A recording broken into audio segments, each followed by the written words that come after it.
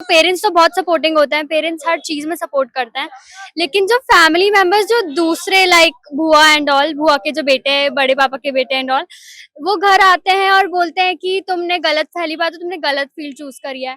Secondly वो ऐसा बोलते हैं तुम बीएससी कर लो क्योंकि नीट बहुत टफ है और बहुत कॉम्पिटिटर्स बढ़ रहे हैं, तो उससे बहुत ज्यादा डिमोटिवेशन हो जाता है। और हमारे मन में अगर चीज नहीं भी आ रही है कि हमारे कुछ दोस्तों का सिलेक्शन हो गया है, तो वो खुद आके बोलेंगे कि तुम्हारे दोस्तों का सिलेक्शन हो गया है तो तुम्हारा नहीं हुआ, तो तुम्हें डिमोटिवेशन नहीं हो रहा है। इनफैक्ट हमें नहीं हो रहा, लेकिन स्टिल हमें ऐसा फील कराया जाता है।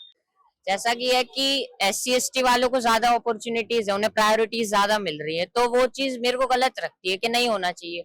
क्योंकि ठीक है वो शेड्यूल ट्राइब्स है, लेकिन कम से कम एजुकेशन में ये नहीं होना चाहिए। अच्छा है उनके लिए रिजर्वेशन है, बट अब वहीं पे कोई जनरल वाला है तो उसे प्रॉब्लम हो रही है ना। ये क्राइटेरिया मेरे हिसाब से इक्वल रखना चाहिए। मतलब कास्ट की वजह से उसमें परसेंटेज में कोई प्रॉब्लम ना हो, सबका सेम रहे। उन्हें प्रायोरिटीज क्यों मिल रही है मतलब। सोसाइटी, पेरेंट्स, टीचर्स सबको समझना चाहिए कि हर एक बच्चे के पास अपना मोटिव होता है, अपना कॉन्फिडेंस होता है, तो वो हर किसी फील्ड में अपने आप को एक्सप्लोर कर सकता है। सिर्फ इंजीनियरिंग, सिर्फ डॉक्टर, ये सब मतलब यही दो ऑप्शंस नहीं है। यहाँ पर बोलने में बिल्कुल शर्म नहीं आ रही। मैं ये महसूस करता हूँ कि कई बार बच्चे को ज़रूरत नहीं होती काउंसलिंग की, पेरेंट्स को ज़रूरत होती है।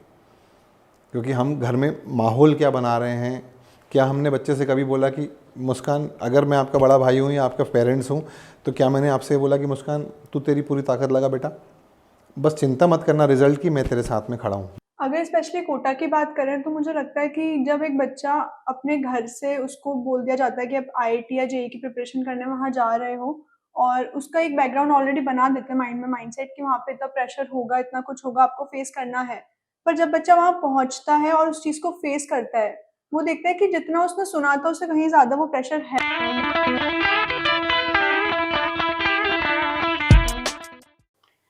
Hello friends, welcome to the Catalyst Talk. आज हमारे साथ है बच्चों के सुसाइड करने के पीछे रीजंस पे डिस्कस करने के लिए और उनके स्ट्रगल्स और प्रॉब्लम्स पे बात करने के लिए मोटिवेशनल स्पीकर और career counsellor Mahendra Joshi sir, और कोटा और स्टूडेंट्स को रिप्रेजेंट करने के लिए महक गौतम। आप दोनों का बहुत बहुत स्वागत है कैटलिस्ट टॉक पे। Thank you so much for your time. With due permission can we start? Please go ahead. Okay, चलिए डिस्कशन स्टार्ट करते हैं, बट उससे पहले मेरे चैनल को सब्सक्राइब, वीडियोस को लाइक, शेयर और बेल आइकन प्रेस करना ना भूलें, क्योंकि जब भी होगी मेरे कैटलिस्ट टॉक विभाग बक तो आपके फोन में होगी दस्तक। सर, हमने कोचिंग इंस्टीट्यूट के बहुत से बच्चों के इंटरव्यूज लिए और उनसे सबसे पहला क्वेश्चन हमने ये किया था कि उन्हें क्या प्रॉब्लम और स्ट्रगल फेस करनी पड़ती है, तो उनके आंसर्स मैं आपको सुना देती हूँ। होता है मैं ऑब्वियसली, अगर ज्यादा बच्चे होंगे तो टीचर ज्यादा पे एक साथ फोकस नहीं कर सकता ना। जितने कम बच्चे होंगे उतना अच्छा फोकस करेगा टीचर।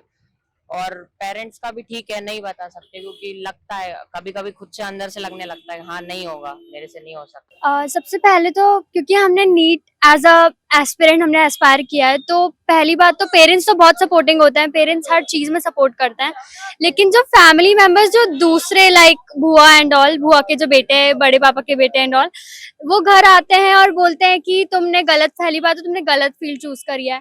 सेकेंडली वो ऐसा बोलते हैं तुम बीएससी कर लो क्योंकि नीट बहुत टफ है और बहुत कॉम्पिटिटर्स बढ़ रहे हैं, तो उससे बहुत ज्यादा डिमोटिवेशन हो जाता है। और ऐसा भी होता है कि मतलब वो बहुत डीप, मतलब वो अगर हम बोलते हैं हम पढ़ रहे हैं, तो वो बोलते हैं कि तुम पढ़ रही हो ठीक है, लेकिन तुम्हें पता है कितना कंपटीशन है और बहुत सारे लोग हैं उसमें, और तुम्हें बहुत कंपटीशन आगे फील करना हो तो तुम बीएससी कर लो, तुम्हें अभी एडमिशन ले लो, हो सके तुम्हारा अगले साल नहीं भी। और हमारे मन में अगर चीज नहीं भी आ रही है कि हमारे कुछ दोस्तों का सिलेक्शन हो गया है, तो वो खुद आके बोलेंगे कि तुम्हारे दोस्तों का सिलेक्शन हो गया है तो तुम्हारा नहीं हुआ, तो तुम्हें डिमोटिवेशन नहीं हो रहा है। इनफैक्ट हमें नहीं हो रहा, लेकिन स्टिल हमें ऐसा फील कराया जाता है, तो वो मुझे बहुत ज्यादा डिमोटिवेटिंग फैक्टर लगता है। जी देखो, टीचर्स मोटिवेट करते हैं, पेरेंट्स भी मोटिवेट करते हैं, लेकिन डिमोटिवेट करते हैं हमारे रिलेटिव्स। वो जैसे रिलेटिव्स आते हैं बोलते हैं बेटा क्या कर रही हो, तो हम बोलते हैं कि नीट की प्रिपरेशन करते हैं। बोलते हैं नीट की ये चीज़ क्यों चूज़ की आपने, क्यों चीज़ की, क्योंकि इससे तो सेकंड ड्रॉप लेते हैं, थर्ड ड्रॉप लेते हैं, नहीं हो पाता है। ऐसे कैसे नहीं हो पाता है? हम अगर करना चाहें तो सब कुछ कर सकते हैं। Like I am a JEE aspirant, so मेरी ये ओपिनियंस है कि एज अ स्टूडेंट हमें बहुत सारी चीज़ों के थ्रू जाना पड़ता है। So one of the most irritating thing is the society pressure. तो मुझे लगता है सोसाइटी प्रेशर बहुत रहता है एक बच्चे पे, ऊपर से बच्चे के पास लैक ऑफ चॉइसेस रहती है। लाइक हमारी सोसाइटी ने ये टैबू बना दिया कि दो ही ऑप्शन है, doctor and engineer, but that's not at all true. हमारे पास और भी ऑप्शंस है जिसके थ्रू बच्चों को इंट्रोड्यूस ही नहीं कराया जाता है, और घर वाले पहले ही बोल देते हैं कि आप इंजीनियर बनो या डॉक्टर बनो। सो इसकी वजह से बहुत ही प्रेशर झेलना पड़ता है बच्चों को, और प्लस बच्चे अपना बेस्ट भी नहीं दे पाते, और इसी वजह से सुसाइड्स होता है या जो भी मेंटल इश्यूज होते हैं वो सब इन वजह से होते हैं। सर, इसमें आपको क्या लगता है, रिलेटिव्स का ऐसे डीमोटिवेट करना, सोसाइटी का प्रेशर, इसमें आपका क्या ओपिनियन है? देखिए, एक बहुत ज़रूरी बात है जो मैं आपसे कहूँ कि एक पेरेंट के लेवल पे और बच्चे के लेवल पे एक बहुत बड़ी मिस्टेक यहाँ होती है कि हम ये मान बैठते हैं कि अगर हमारा बच्चा कोटा जा रहा है तो उसका सिलेक्शन श्योर है। एक बात बच्चे को और उसके माँ बाप को इस चैनल के माध्यम से सबको पता हो कि सिलेक्शन एक इंडिविजुअल के एफर्ट से होता है, फिर वो भोपाल में कोचिंग पढ़ने वाला हो या कोटा में कोचिंग पढ़ने वाला हो या वो घर पे ही ऑनलाइन प्रोग्राम लेके पढ़ने वाला हो। तो पहली चीज़ तो हम दिमाग से ये निकाल दें कि कोचिंग में जाने से सिलेक्शन होता है। अगर ऐसा होता मुस्कान तो पूरे इंडिया में केवल कोटा से ही सारे सिलेक्शन हो जाते। आईआईटी, जेई, नीट, क्लैट सबकी सीटें केवल कोटा से भर जाती और मध्य प्रदेश में और भारत की किसी जगह पे कोचिंग की ज़रूरत नहीं होती। तो पहले तो ये माइंडसेट क्लियर रखें। दूसरी, मैं यहाँ देख रहा हूँ पीयर प्रेशर वाली बात, मैं यहाँ देख रहा हूँ पेरेंट्स के एक्सपेक्टेशन वाली बात। तो ये अलग अलग एस्पेक्ट्स हैं। निश्चित रूप से आज हम जिस पर्टिकुलर टॉपिक को लेके ये वीडियो फिगर आउट कर रहे हैं, ये बात बहुत ज़रूरी है हम कुछ चीज़ों को बहुत अच्छे समझें। पहली चीज़ ये कि पेरेंट्स बच्चे को दो चीज़ें सिखाएं। चार्ल्स डार्विन ने 1954 में एक बुक लिखी थी, उसका नाम था ओरिजिन ऑफ स्पीशीज़। उसमें एक बात आई थी स्ट्रगल फॉर एग्जिस्टेंस और दूसरी बात आई थी सर्वाइवल ऑफ फिटेस्ट। हमें माइंडसेट पे पहले काम करना होगा और तीन चीज़ें होती हैं, समझना होंगी। पहले होती है वांट, मुझे आईआईटी चाहिए। क्यों चाहिए मुझे आईआईटी? क्योंकि मैं आईआईटी में जाऊंगा, उसके बाद मेरे को 20 लाख, 22 लाख, 25 लाख, 50 लाख का पैकेज मिल जाएगा। कितना शॉर्ट टर्म है ना, 12th किया, उसके बाद 4 साल का आपने प्रोग्राम किया, उसके बाद सीधे 25 लाख रुपए। मतलब माता पिता भी जो जीवन भर से 25 लाख रुपए का पैकेज नहीं छू पाए थे, उनकी भी कहीं ना कहीं एक्सपेक्टेशन है वो चीज़ जाने या अनजाने, माने या ना माने। मैं ये नहीं कह रहा हूँ सारे पेरेंट्स की, मगर ये हिस्सा भी बहुत बड़ा है। अब देखो, बच्चा नर्सरी का 1 साल, KG1 KG2 के 2 साल, 12वीं के 12 साल, 15 साल की ये पढ़ाई हुई। उसके बाद वो ड्रॉप ले रहा है या 12th में ही आईआईटी, जेई, नीट इन सब की तैयारी कर रहा है। इस बात को हमें समझना बहुत ज़रूरी है।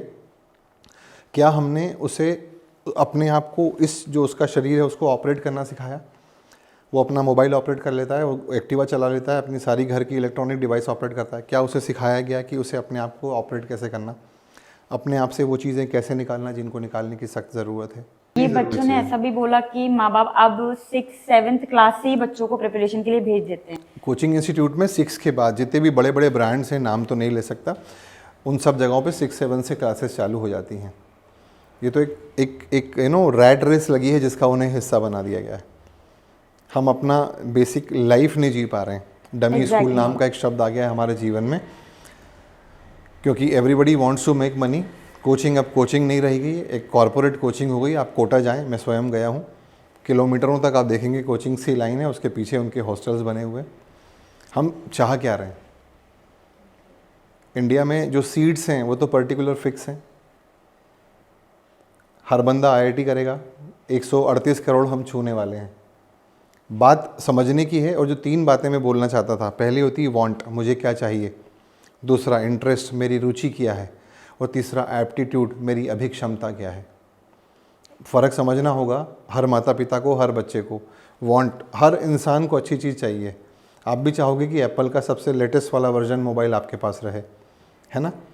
अगर दुनिया की हर लेटेस्ट चीज़ हमें चाहिए तो दुनिया को भी हमारा लेटेस्ट वर्जन चाहिए। वांट से काम नहीं होगा, 2 चीज़ों पे ध्यान देना होगा। मेरी रुचि क्या है, मेरा इंटरेस्ट क्या है।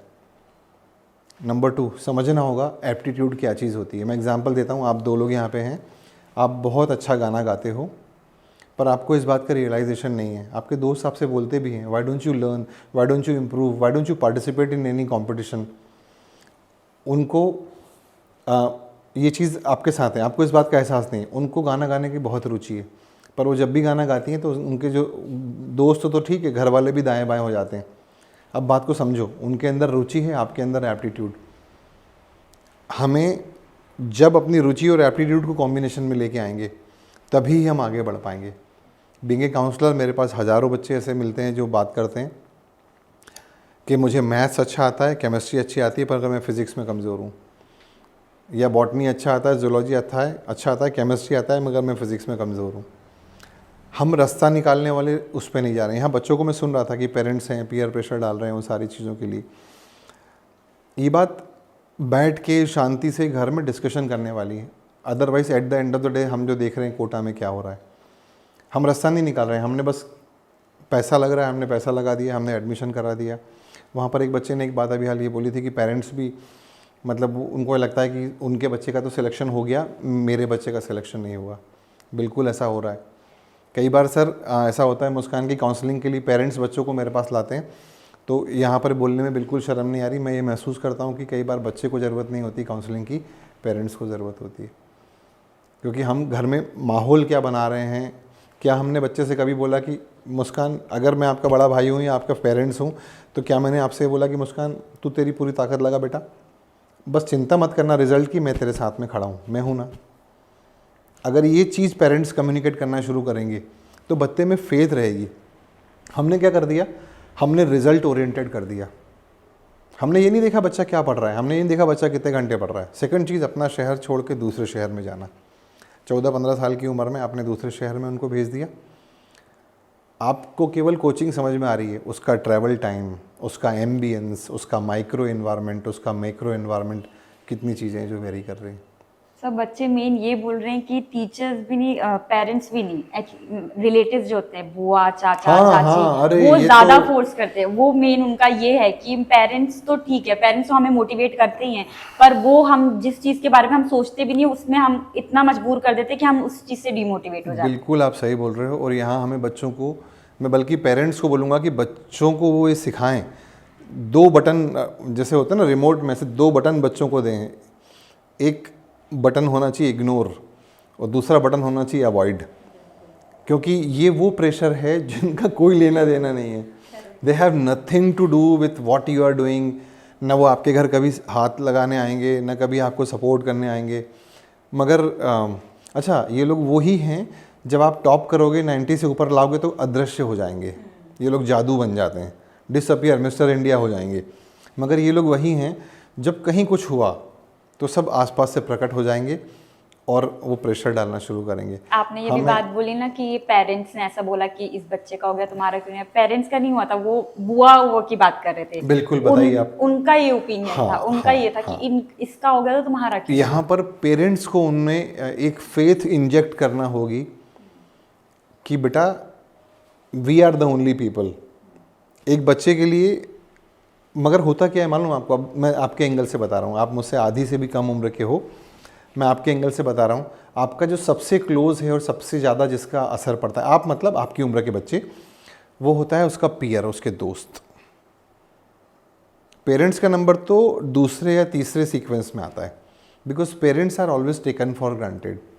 मम्मी तो कहती रहती हैं, पापा तो कहते रहते हैं। एक बात मैं बताऊं, सारे बच्चों को इस चैनल के थ्रू और माता पिता को मैं बोलना चाहता हूं, इस सारी समस्या का एकमात्र इलाज है, अपने आप से पूछो एक सवाल कि क्या आपके परिवार में कम्युनिकेशन का परसेंटेज 100% तक है? क्या आप ये बोल सकते हो कि माता पिता और बच्चे में बिल्कुल टाइट 100% कम्युनिकेशन है? मन पे हाथ रख के पूछोगे, आपको पता पड़ जाएगा वो परसेंटेज कम्युनिकेशन 40, 45, 50, इससे ज़्यादा नहीं। बहुत सारी बच्चे पापा को नहीं बताता, मम्मी को नहीं बताता। क्यों? क्योंकि उसे डर लगता है कि डांट पड़ेगी। तो यहाँ पेरेंट्स की जिम्मेदारी है कि ये बच्चों को इतना राइट तो दें कि जो उनके मन में आ रहा है वो बोल दें। एक प्लेटफॉर्म तो क्रिएट करें जहाँ पर सारा घर, कम से कम वो लोग जो उस छत के नीचे रहते हैं, वो उस चीज़ को वैसे कम्युनिकेट कर पाए। तो ये सारी चीज़ें सेकेंडरी होने लगेंगी। अगर बच्चा कोई अपनी प्रॉब्लम बता रहा है तो माँ बाप सुने। तो आपको जान के आश्चर्य होगा कि बहुत सारे माता पिता, बच्चे अपने पेरेंट्स को इसलिए शेयर नहीं करते कि उनको पता है कि पापा मम्मी का आंसर क्या होगा। तो ये जगजीत सिंह की गज़ल है, बात निकलेगी तो दूर तलक जाएगी। अभी जो हो रहा है ना, ये अभी के कारण नहीं हो रहा है, इसके पीछे बहुत सारे बैकग्राउंड्स हैं जिस पे थोड़ा थोड़ा काम करने की ज़रूरत है। महक, आपको क्या लगता है कि कोटा में क्या प्रॉब्लम्स और स्ट्रगल फेस कर रहे हैं बच्चे? अगर स्पेशली कोटा की बात करें तो मुझे लगता है कि जब एक बच्चा अपने घर से उसको बोल दिया जाता है कि आप आईआईटी या जेईई की प्रिपरेशन करने वहाँ जा रहे हो, और उसका एक बैकग्राउंड ऑलरेडी बना देते हैं माइंड में, माइंडसेट कि वहाँ पे इतना प्रेशर होगा, इतना कुछ होगा, आपको फेस करना है। पर जब बच्चा वहाँ पहुँचता है और उस चीज़ को फेस करता है, वो देखता है कि जितना उसने सुना था उससे कहीं ज़्यादा वो प्रेशर है, वो डील नहीं कर पाता। और उस टाइम जब वो अपने माँ-बाप से जाके बात करता है तो शायद वो कम्युनिकेट नहीं कर पाता है, क्योंकि उसने इतना कुछ देख लिया है अपने आस-पास दोस्तों में, सब कुछ। जब वो कोचिंग में बैठता है तो कोचिंग्स की स्ट्रेंथ इतनी ज़्यादा होती है कि पेरेंट्स से तो वो कम्युनिकेट नहीं कर पाता है। साथ में वो टीचर से भी अगर करना चाहे, तो स्ट्रेंथ के चक्कर में टीचर्स हर एक बच्चे पे ध्यान नहीं दे पाते हैं। कोटा में ऐसा है कि अभी अपन देख रहे हैं कि पॉपुलेशन बढ़ती जा रही है स्टूडेंट्स की। आए दिन बच्चे ज़्यादा एनरोल होते जा रहे हैं और क्लासेस की 200, 250, 300 तक स्ट्रेंथ पहुँच चुकी है। तो मुझे ऐसा लगता है कि क्लासेस की स्ट्रेंथ कम होनी चाहिए, ताकि बच्चे और टीचर्स मतलब पर्टिकुलरली हर बच्चे से पूछ पाएँ, उनका जान पाएँ कि उनका क्या चल रहा है। तो शायद बच्चे को अगर पेरेंट्स से वो सपोर्ट नहीं मिल पा रहा है कम्युनिकेशन गैप की वजह से, तो वो टीचर्स से समझा पाएगा। और मुझे लगता है कि फैमिली फ्रेंड्स बहुत मैटर करता है। फ्रेंड्स का मैं बोलूँगी कि वहाँ पे हर तरह के दोस्त मिलेंगे आपको। आपको जो बहुत डाउनफॉल में भी लेके जाएँगे और जो आपको बहुत आगे भी बढ़ा देंगे। वो आपके ऊपर है कि आप कैसे उस चीज़ से डील करते हो। लेकिन जब हम घर पे रहते हैं, तो शायद हमारे पेरेंट्स हम पे हर चीज़ पे ध्यान दे पाते हैं। वो समझ पाते हैं कि हाँ, हमारा बच्चा यहाँ जा रहा है, वो टोक पाते हैं, नहीं ये सही नहीं है, वो मिल पाते हैं। पर जब आप नई सिटी में जाते हो, तो वहाँ पे वो नहीं देखते कि आप किनके साथ रह रहे हो। वो बस आपको फ़ोन भी करते हैं तो सिर्फ़ इतना पूछते हैं कि बेटा पढ़ाई कैसी चल रही है? बेटा मार्क्स कैसे आ रहे हैं? तेरे दोस्तों के मार्क्स कैसे आ रहे हैं? वो ये नहीं पूछते कि बेटा तू फेस क्या कर रहा है? तुझसे हो पा रहा है कि तू नहीं कर पा रहा है? तो मुझे लगता है कि पेरेंट्स को कम्युनिकेट करना चाहिए। स्ट्रगल पेरेंट्स के साथ बच्चे भी फेस करते हैं। पेरेंट्स भी अगर उन पे पैसा लगा रहे हैं तो ऐसी बात नहीं है कि बच्चा नहीं ट्राई करता, बच्चा ट्राई करता है। पर कहीं न कहीं हो सकता है कि ज़रूरी नहीं है कि वो पास हो ही जाएगा, वो उस चीज़ को क्लियर कर ही लेगा, कहीं न कहीं उसको प्रॉब्लम होगी। लेकिन अगर कम्युनिकेशन अच्छा होगा, तो शायद वो ना करते हुए भी अगर पेरेंट्स उसको सपोर्ट करेंगे तो 1% चांस है कि वो निकाल सकता है। तो मुझे लगता है कि स्ट्रगल है बहुत सारा, और कम्युनिकेशन सबसे मेन चीज़ है जो ना वो पेरेंट्स के साथ कर पाता है, ना वो टीचर्स के साथ। नेक्स्ट क्वेश्चन हमने ये किया था कि सुसाइड करने के पीछे क्या रीजन हो सकते हैं। तो हमने बच्चों से ही पूछा कि यार तुम बताओ तुम्हारे ओपिनियन से मतलब क्या रीजन हो सकते हैं कि बच्चे क्यों सुसाइड करते हैं। तो उनके आंसर्स में तुम हाँ मैम, प्रेशर तो होता है बच्चों पे बहुत ज्यादा, क्योंकि ड्रॉप ईयर है तो 2 साल का सिलेबस एक ही साल में कवर करना है, और कोचिंग के बाद कुछ सेल्फ स्टडीज भी करना है, और मॉक टेस्ट देते हैं तो मार्क्स वगैरह कम आ रहे हैं, पढ़ रहे हैं उसके बाद भी मार्क्स कम आ रहे हैं, तो उस चीज का प्रेशर होता है। उनके मन में यही चलता होगा कि उनके साइड के लोग क्या बोलेंगे, उनके आसपास लोग क्या बोलेंगे, उनके ऊपर प्रेशर बहुत होता है। प्रेशर अगर क्लास में प्रेशर है कि मार्क्स लाने हैं, I think that's very good. लेकिन मतलब एक लिमिट से ज़्यादा अगर प्रेशर होता है तो वो शायद इस चीज़ का रीज़न हो सकता है। अगर प्रेशर हम क्लास में टीचर्स, क्योंकि हमें हमें टीचर्स देते हैं, तो अगर वो दे रहे हैं तो वो बहुत अच्छा है, क्योंकि उसकी वजह से ही हम आगे इम्प्रूव कर सकते हैं। चाहे एक डर के लिए एट द एंड हमारा सिलेक्शन हो जाता है उस चीज़ से। लेकिन अगर वो एक लिमिट से ज़्यादा हो रहा है, हमें पार्शियलिटी फ़ील करनी पड़ रही है, तो वो एक रीज़न है कि ये सारे केसेस हो जाता है। पढ़ाई का प्रेशर या सोसाइटी का प्रेशर, सोसाइटी का सबसे ज़्यादा प्रेशर होता है कि कम मार्क्स आ रहे हैं, बाकियों के ज़्यादा आ रहे हैं, हमारे नहीं हो सकता, या फिर सोचते हैं कि पेरेंट्स इतनी फीस दे रहे हैं, नहीं हुआ तो फिर कितने डिमोटिवेट होंगे पेरेंट्स भी कि हमारा बच्चा नहीं कर पाया ये और वो, इस वजह से शायद वो सुसाइड कर लेते हैं। Okay, so like peer pressure की वजह से बच्चे सुसाइड करते हैं, प्लस उन्हें मोटिवेशन नहीं मिलता, टीचर्स भी उन पे प्रेशर डालते, पेरेंट्स भी प्रेशर डालते, सोसाइटी भी प्रेशर डालती है, प्लस बढ़ते कंपटीशन के साथ बच्चा compete नहीं कर पाता है इन सब चीज़ों से। ये सोसाइटी, पेरेंट्स, टीचर्स सबको समझना चाहिए कि हर एक बच्चे के पास अपना मोटिव होता है, अपना कॉन्फिडेंस होता है, तो वो हर किसी फील्ड में अपने आप को एक्सप्लोर कर सकता है। सिर्फ इंजीनियरिंग, सिर्फ डॉक्टर, ये सब मतलब यही 2 ऑप्शंस। सर आपको क्या लगता है कि सुसाइड करने के पीछे जो बच्चों ने अभी कहा कि उनको प्रेशर बहुत ज़्यादा कर देते हैं पेरेंट्स या कुछ भी बच्चे, या ज़्यादा स्कोर, स्पेशली जब उनको कंपेयर किया जा सकता है किसी और बच्चे से, स्पेशली उस चीज़ में बच्चा जब किसी सिटी से निकलता है वो अपने क्लास का टॉपर होता है, और जब वो कोटा सिटी ऐसे जगह जाता है तो उसे पता चलता है कि उसके जैसे 1000 टॉपर्स हैं वहाँ पे। तो आपको क्या लगता है ये कंपटीशन ज़्यादा सुसाइड करने का रीज़न है? बहुत सारे रीज़न्स हैं, मगर उस बच्चे ने बहुत अच्छी बात बोली। वो उसने सारी चीज़ों को नटशेल में शामिल कर दिया। It's all about managing skills. अब वो जब बच्चा पढ़ रहा होता है, ऐसा कभी नहीं होता मुस्कान कि आज बच्चे को प्रॉब्लम आई और आज ही उसने सुसाइड कर लिया। सीक्वेंसेस बहुत सारे इकट्ठे हो जाते हैं और जब प्रेशर उस बच्चे के लिए अब संभालना मुश्किल हो जाता है। अभी उन्होंने एक बात बोली थी जो मेरी बात से जुड़ी हुई थी कि कम्युनिकेशन पेरेंट्स से और टीचर से। आपने कुकर पे जो सीटी लगाई है उसको आप वेल्डिंग कर दो उसी कुकर पे और पानी भर के आप रखा दो उसकी हीट गर्म होने के लिए, थोड़ी देर बाद फटेगा, चाहे 1 घंटे बाद, चाहे आधे घंटे बाद, 1.5 घंटे बाद। सेम चीज़ अगर बच्चों को सही मार्गदर्शन मिल रहा है, मार्गदर्शन का मतलब कोचिंग में सब्जेक्ट पढ़ाना नहीं होता है, ठीक है, स्कूल्स में भी हम देख रहे हैं काउंसलर्स रखे जा रहे हैं, उसका रीज़न यही है क्योंकि अब केवल सिलेबस, उसने एक बात बोली बच्चे ने, ड्रॉपर है 11th और 12th का दोनों का सिलेबस एक साथ फिनिश करना है। क्या एडमिशन लेने के पहले बच्चे ने ये देखा था कि मेरा कितना % सिलेबस हो चुका है 11th का, कितना 12th का हो गया, या बस केवल जाके ड्रॉपर के बैच में एडमिशन ले लिया? ये बात ऑडिट होना बहुत ज़रूरी है। सेकंड चीज़, जब वो लोग पढ़ाई कर रहे होते हैं तो पेरेंट्स का प्रेशर तो उन्होंने बोल ही दिया। मॉक की बात उन्होंने बोली कि साहब मॉक टेस्ट जो होते हैं उसमें रिज़ल्ट्स और मॉक के स्कोर्स मायने रखते हैं, बार बार उनसे पूछा जाता है कि उनके स्कोर्स क्या हैं। मॉक्स बहुत अच्छा साधन है कहीं भी सिलेक्ट होने का। छिंदवाड़ा की लड़की कुछ सालों पहले, छिंदवाड़ा के आसपास के किसी गांव की लड़की ने मेडिकल में अच्छी पोजीशन ली थी, मैंने उसका एक इंटरव्यू देखा था, उसने लिखा था कि मैंने 1 महीने तक 3 मॉक्स रोज किए और शायद वो फर्स्ट 5 या फर्स्ट 10 में थी मेडिकल्स में। अच्छा साधन तो है, मगर क्या केवल मॉक लगाना काफ़ी है? क्या हमने उनको कभी ये सिखाया? एक बहुत फेमस कविता है, कोशिश करने वालों की कभी हार नहीं होती, पूरा मोटिवेशन ही भरा हुआ है उसके अंदर। वो नीचे जाएगा, मोती निकाल लाएगा, चींटी चढ़ेगी, फिर उतरेगी। ये तो ठीक है, मैं मोटिवेट हो गया, करूँ क्या?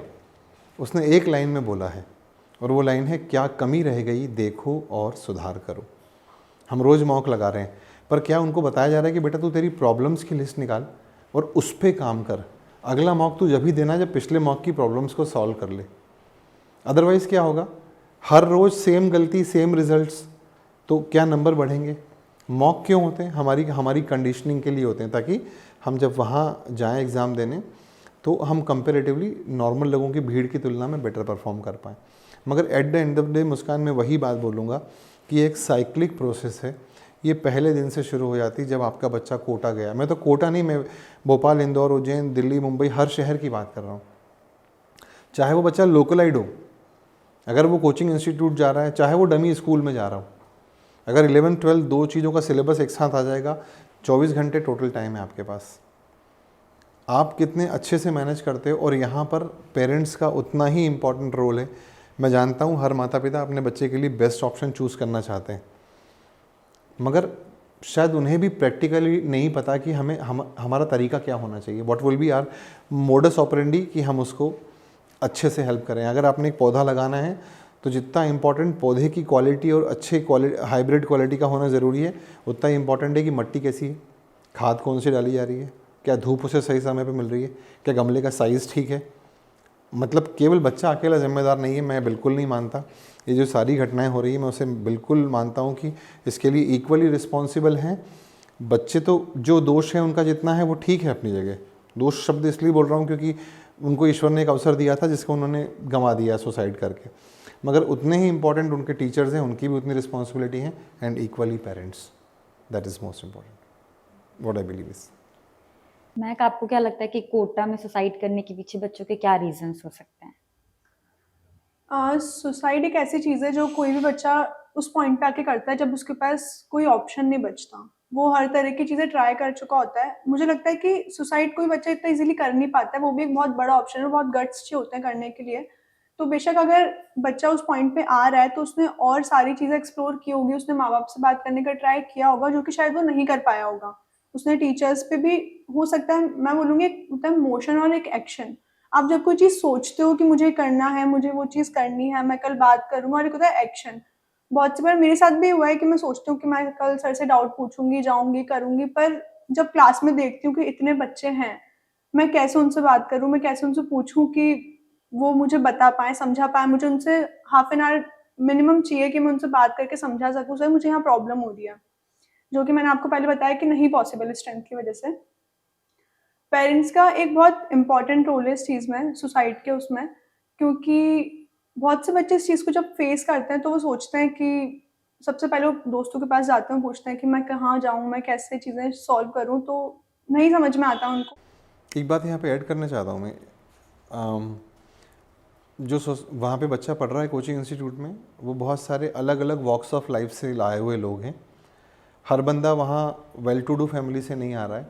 बच्चा ये भी देख रहा होता है ना कि मेरे पापा मम्मी ने पैसों का अरेंजमेंट कैसे किया, मुझे वहाँ भेजा।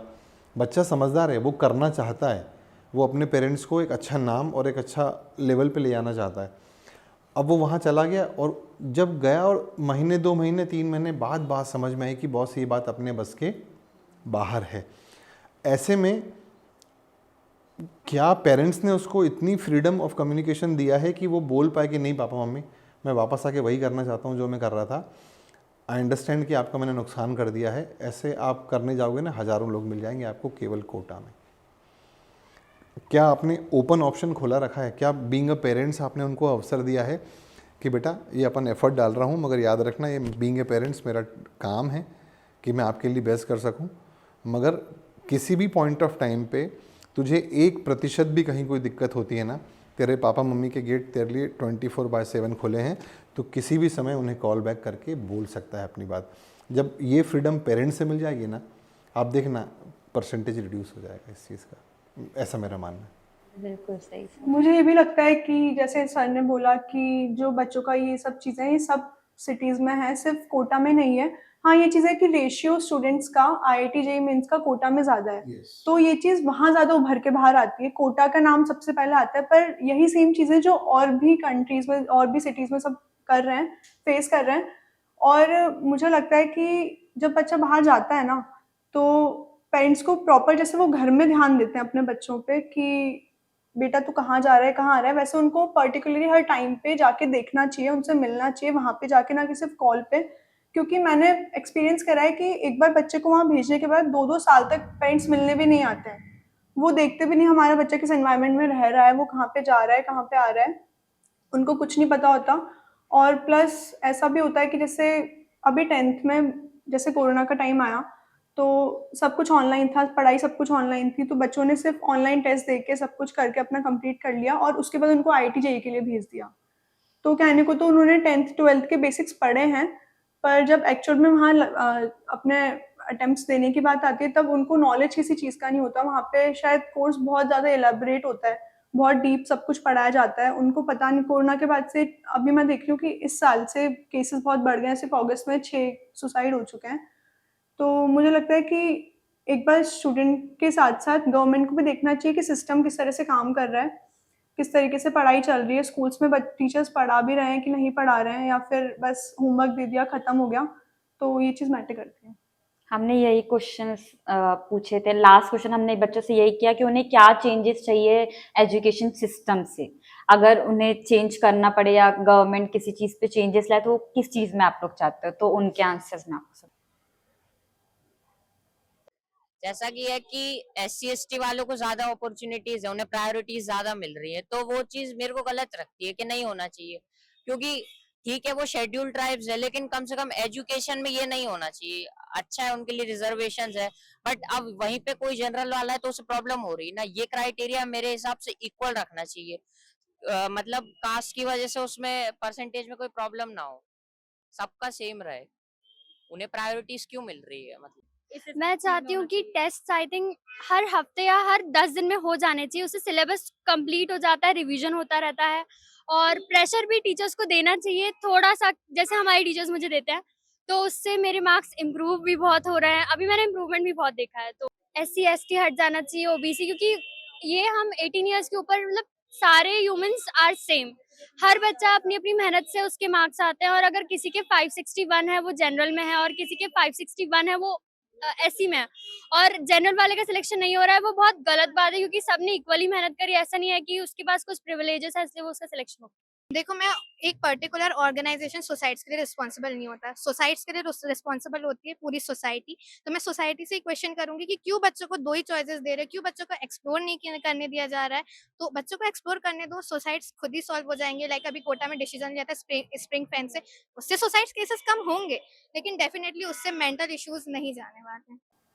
जैसा कि इस लड़की ने ऐसा कहा कि इससे बच्चों को सिर्फ 2 ही ऑप्शन दिए जा रहे हैं, या तो डॉक्टर या तो इंजीनियर। पेरेंट्स उन्हें एक्सप्लोर ही करने नहीं दे रहे। सर, इसमें आपका क्या ओपिनियन है? ये बात बिल्कुल सही है कि हालांकि अब समय के साथ कई चीज़ें निकल के आई हैं। जैसे हम देख रहे हैं कि लॉ भी एक प्रोफेशनल लेवल ले चुका है। हम क्लैट के थ्रू एनएलआई और ऐसी जगहों पर एडमिशन ले रहे हैं, या चार्टर्ड अकाउंटेंट, कॉस्ट अकाउंटेंट और बाकी जगहों के लिए जा रहे हैं। मगर हाँ, आज भी मेजर चंक जो है वो मेडिकल और इंजीनियरिंग के लिए बिल्कुल है। और साथ में इन्होंने कुछ डिस्कशन इसके पहले वाले जो बच्चे कर रहे थे, इट वाज रिगार्डिंग कि 561 पे एक बंदा जो है उसका सिलेक्शन हो गया क्योंकि वो कास्ट में, ट्राइब्स में बिलोंग करता था, और दूसरा वो अपर कास्ट का था तो उसका सिलेक्शन नहीं हुआ। ये चैलेंज तो निश्चित रूप से है, और कहीं ना कहीं से अगर हम सवर्णों की बात करेंगे तो उनके दिमाग में ये बात आना लाजमी है बिल्कुल कि ये चीज़ हो रही है। क्योंकि आप ये बात सोचें कि मेडिकल जैसी प्रोफेशन की अगर हम बात करते हैं तो कम नंबर को लेके बनने वाले डॉक्टर्स और जो अच्छे क्वालिटी डॉक्टर्स होते हैं उसका फ़र्क आपको हमेशा महसूस होगा। ये चीज़ आप देख सकते हैं। ये चैलेंज तो दैट इज़ ऑलवेज देयर, वो हमेशा है अभी तक। और मगर चूँकि इसके गवर्नमेंट लेवल पे ही इन सब के डिसीजंस होते हैं अपने यहाँ पे और सारी चीज़ें हैं, तो इसको अब संज्ञान में लिया जाना ज़रूरी है। मेरा मानना है कि अब आरक्षण को आर्थिक आधार पर अगर किया जाए तो इसमें कोई बुराई नहीं होगी, बिकॉज अब हम 70 साल हो गए हैं हमें आज़ाद हुए, तो ये ऑप्शन पे विचार किया जाना अब ज़रूरी है एक लेवल पे। क्योंकि बच्चों का ये कहना है कि एजुकेशन सेम है, सिलेबस सेम है, स्ट्रगल सेम कर रहे हैं, yes, तो अपॉर्चुनिटी उनको ज़्यादा क्यों मिल रही है? निश्चित रूप से ये मेरे ख्याल से पिछले 70 सालों से, जब से आज़ादी के 75 सालों से हम हुए हैं, ये हमेशा से आर्गूमेंट का विषय रहा ही है। मगर मेरा ये कहना है कि ये बात को मैं एग्री कर रहा हूँ आपकी, मगर साथ में मैं ये भी बोल रहा हूँ कि जब आप कंपटीशन के लिए गए हो तो आपको पता है कि आपको किस कैटेगरी में फॉल हो रहे हो और आपके स्कोर्स क्या हैं, तो आपको अटेम्प्ट जो करना है अपने उस माइंडसेट के कहाँ का। हाँ, आपके मन में बात रहेगी, कष्ट है, आपको तकलीफ़ होगी इस बात की, अग्री विद दैट, बट चूँकि आपको पता ही है कि ये चीज़ सालों से है और ये ऐसा है, तो आपको अपना माइंडसेट उस, मतलब आप वहाँ जाने के बाद, कोटा जाने के बाद फिर इस पॉइंट को नहीं बोल सकते। हाँ, एक हिस्सा है उसका जो आपके जहन में है, और मुझे नहीं लगता कि ऐसा भी होगा कि जब तक आपकी एग्ज़ाम होगी इस बात का कोई सॉल्यूशन भी निकल पाएगा। तो हमें अपने माइंडसेट को उसी अकॉर्डिंग रख के उसी लेवल पे काम करते हुए चलना पड़ेगा, ताकि हम उन स्कोर्स को अचीव कर सकें जहाँ पर हमारे ड्रीम्स या हमारे गोल्स हम टच कर पा रहे हैं। सर, एक्सप्लोर करने वाली चीज़ पे आपका क्या कहना है? जो बच्चे से बोल रहे हैं कि माँ बाप ने यही सोच लिया कि यही 2 चीज़ें हैं, हाँ, यहाँ गलती एक्सप्लोर नहीं करने दिया जा रहा है उन्हें। बिल्कुल ये गलती है, मगर मैं यहाँ पे एक बात और बोलूँगा, मतलब निश्चित रूप से माँ बाप के पार्ट पे गलती है। एक फिल्म आई, उसका नाम था 3 इडियट्स। उसमें बोला गया कि बच्चे को जो दिल में हो उसके वो करने देना चाहिए।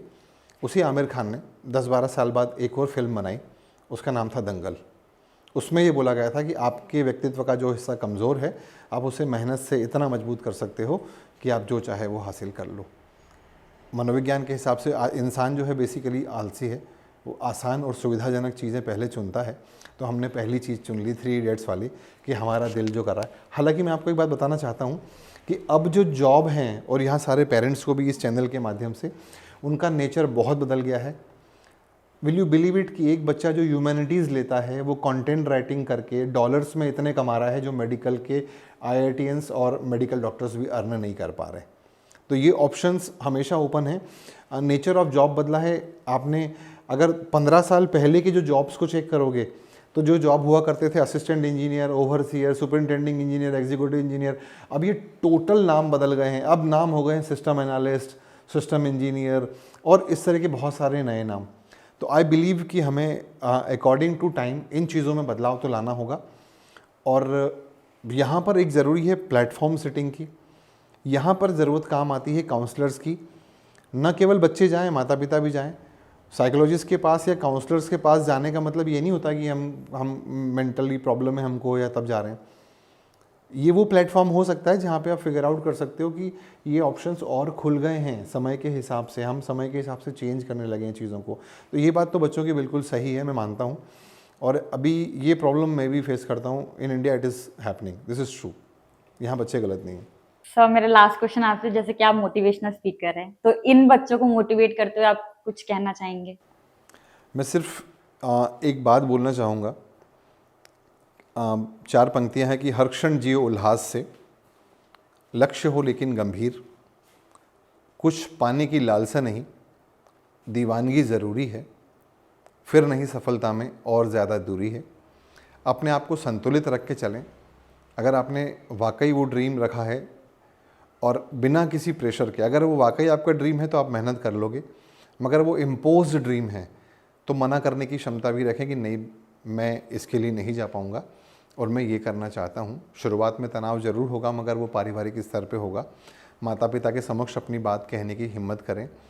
कितने भी स्ट्रिक्ट हों, मगर माता पिता हैं, आप उनके बच्चे हो, उनका सारा जीवन आपके लिए है, तो कहीं ना कहीं आपकी बात सुनी जाएगी, ऐसा मेरा मानना है। Thank you. थैंक यू महक। आपको हमारा ये डिस्कशन और सर की गाइडेंस और महक के ओपिनियन कैसे लगे, प्लीज हमें कमेंट सेक्शन में टेक्स्ट करके जरूर बताएं। अगर हमारी ये वीडियो पसंद आई तो उसे लाइक शेयर करना ना भूलें, चैनल को सब्सक्राइब करना ना भूलें, बेल आइकन में प्रेस करना ना भूलें, क्योंकि जब भी होगी हमारे कैटलिस्ट टॉक विभाग बक तो आपके फोन में होगी दस्तक। Thank you.